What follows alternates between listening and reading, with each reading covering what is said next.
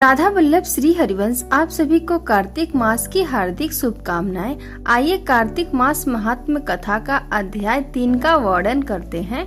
सत्यभामा ने कहा, हे प्रभु, आप तो सभी काल के व्यापक हैं और सभी काल आपके आगे एक समान है। फिर यह कार्तिक मास ही सभी मासों में श्रेष्ठ क्यों?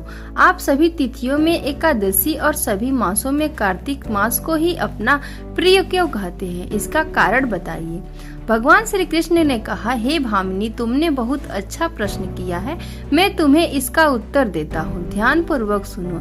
इसी प्रकार एक बार महाराज बेन के पुत्र राजा पृथु ने प्रश्न के उत्तर में देवर्षि नारद से प्रश्न किया था, जिसका उत्तर देते हुए नारद जी ने उसे कार्तिक मास की महिमा बताते हुए कहा, हे राजन, एक समय शंख नाम का एक राक्षस बहुत बलवान एवं अत्याचारी हो गया था। उसके अत्याचारों से तीनों लोकों में त्राही त्राही मच गई। उस शंखासुर ने स्वर्ग में निवास करने वाले देवताओं पर विजय प्राप्त कर इंद्रादि देवताओं एवं लोकपालों के अधिकारों को छीन लिया। उससे भयभीत होकर समस्त देवता अपने परिवार के सदस्यों के साथ सुमेरु पर्वत की गुफाओं में बहुत दिनों तक छिपे रहे। तत्पश्चात वे निश्चित होकर सुमेरु पर्वत की गुफाओं में ही रहने लगे।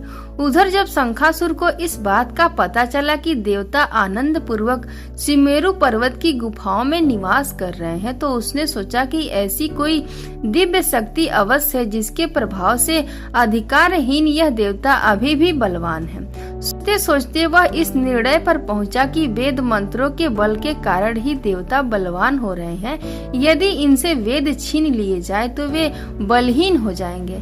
ऐसा विचार कर शंखासुर ब्रह्मा जी के सत्यलोक से शीघ्र ही वेदों को हर लाया। असुर ने वेद मंत्रों तथा बीज मंत्रों को ढूंढते हुए सागर में प्रवेश किया, परंतु न तो उसको वेद मंत्र मिले और न ही बीज मंत्र।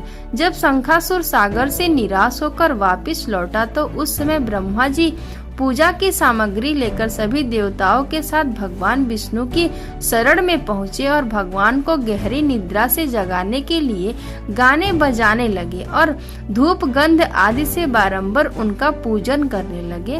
धूप दीप नैवेद्य आदि अर्पित किए जाने पर भगवान की निद्रा टूटी और वह देवताओं सहित ब्रह्मा जी को अपना पूजन करते हुए देखकर बहुत प्रसन्न हुए। कहने लगे, मैं आप लोगों के इस कीर्तन एवं मंगला आचरण से बहुत प्रसन्न हूँ। आप अपना अभीष्ट वरदान मांगिए, मैं अवश्य प्रदान करूंगा।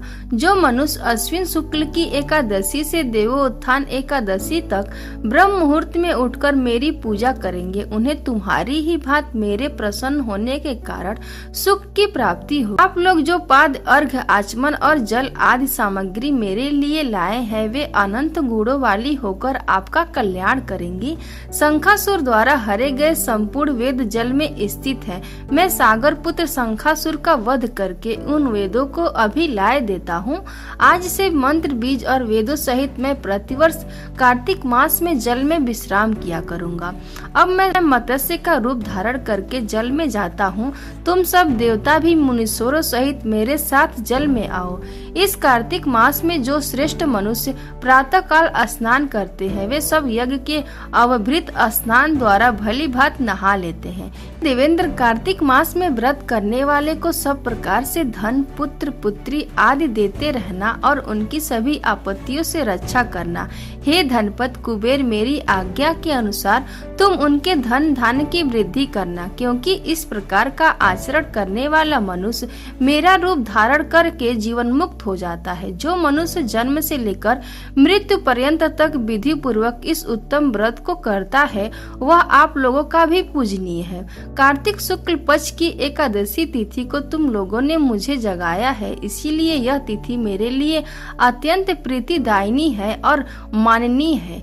हे देवताओं, यह दोनों व्रत नियम पूर्वक करने से मनुष्य मेरा सानिध्य प्राप्त कर लेते हैं।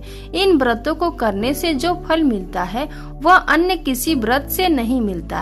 अतः प्रत्येक मनुष्य को सुखी और निरोग रहने के लिए कार्तिक महात्म्य और एकादशी की कथा सुनते हुए उपयुक्त नियमों का पालन करना चाहिए। अध्याय 4 के लिए हमारे चैनल पर बने रहें और हमारे चैनल को सब्सक्राइब करें। मिलते हैं अध्याय 4 की कथा लेकर अगले वीडियो में।